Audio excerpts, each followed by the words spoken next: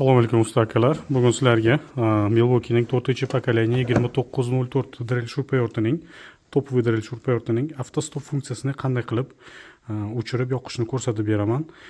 Tak, bundan uchun avval ko'ramiz, bu funksiya o'chirilganmi yoki yoqilganmi. Funksiya yoqilgan, mana knopka bosilgan turgan holatda turibdi, lekin motor aylanmayapti. Buni o'chirib qo'yish uchun mana bu chap o'ng knopkani o'rta holatda keltiramiz neytralkaga va 1, 2, 3, 4, 5 marta bosgandan keyin bu funksiya o'chiriladi. Yana bir marta shunaqa qilib qo'yamiz. Bu funksiya o'chirildi. Tak, bu drill shurpayortimiz nalichida bor bizada. Komplektida bokovoy ruchkasi bo'ladi mana bunaqa drill shurpayort. 5 amperli akkumulyator 2 ta bo'ladi. Universalniy zaryadchiki bo'ladi. 12 voltli va 18 voltli akkumulyatorga zaryadka beradigan.